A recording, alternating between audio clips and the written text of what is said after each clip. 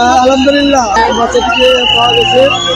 পরিত্যক্ত গভীর নলকূপের গর্তে পড়ে যাওয়া শিশু সাজিদকে 32 ঘন্টার রুদ্ধশ্বাস অভিযানে উদ্ধারের পর উপজেলা স্বাস্থ্য কমপ্লেক্সে নেয় ফায়ার সার্ভিস। তবে জীবন মৃত্যুর সন্ধিক্ষণে শেষ পর্যন্ত পৃথিবীর মায়া ত্যাগ করলো আটকে পড়া 2 বছরের বয়সের সেই শিশুটি। তানোর উপজেলা স্বাস্থ্য কর্মকর্তা ডাক্তার বার্নাবাস হাসদা শিশুটিকে মৃত ঘোষণা করেন। মৃত ঘোষণা করার পর এলাকা জুড়ে নেমে আসে শোকের ছায়া। ফায়ার সার্ভিস সূত্রে জানা যায়, মূলত গর্তের পাশ থেকে কেটে শিশুটিকে উদ্ধার করা হয়। নিখোঁজ শিশুটি উপজেলা কোয়েলহাট পূর্বপাড়া গ্রামের মোহাম্মদ রকিবের ছেলে। বৃহস্পতিবার সন্ধ্যা পর্যন্ত প্রায় 50 ফুট খনন করার পরও তার অবস্থান দেখতে পাওয়া যায়নি।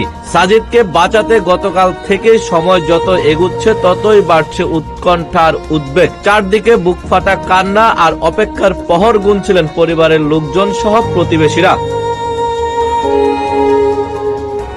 গতকাল বুধবার 10 ডিসেম্বর বেলা 1:30টার দিকে শিশুটি তার মায়ের সঙ্গে মাঠে যাওয়ার পথে খড়ের নিচে ডেকে থাকা গভীর নলকূপের গর্তে পড়ে যায়। তার মা রুনা খাতুন জানান, হঠাৎ মা বলে ডাক শুনে পেছনে তাকিয়ে দেখেন ছেলে গর্তের মধ্যে পড়ে চিৎকার করছে। কয়েক মুহূর্তের মধ্যে সে আরো নিচে নেমে যায় এবং আর সাড়া পাওয়া যায়নি। এদিকে আজ দুপুরে উদ্ধার কার্যক্রম পরিদর্শন করেন ফায়ার সার্ভিসের পরিচালক লেফটেন্যান্ট কর্নেল তাজুল ইসলাম চৌধুরী। তিনি জানিয়েছিলেন, শিশুটিকে না পাওয়া পর্যন্ত ফায়ার সার্ভিস তাদের কাজ চলমান রাখবে। প্রয়োজন হলে 100 ফিট পর্যন্ত খনন করা হবে। এমন একটি গর্ত কিভাবে হলো সে বিষয়ে স্থানীয় লোকজন জানান, এই গ্রামে ভূগর্ভস্থ পানির স্তর অনেক নিচে নেমে গেছে। এই এলাকায় এখনো গভীর নলকূপ বসানোর বিষয়ে নিষেধাজ্ঞা আছে। এই অবস্থার মধ্যে কোয়েলহাট গ্রামে কসিরউদ্দিন নামের এক ব্যক্তি তার জমিতে পানির স্তর পাওয়া যায় কিনা সেটা যাচাই করার জন্য গর্তটি খনন করেছিলেন। সেই গর্ত ভরাটও করেছিলেন তিনি, কিন্তু বর্ষায় মাটি বসে গিয়ে নতুন করে গর্ত সৃষ্টি হয়। সেই গর্তে হঠাৎ করে শিশুটি পড়ে যায়।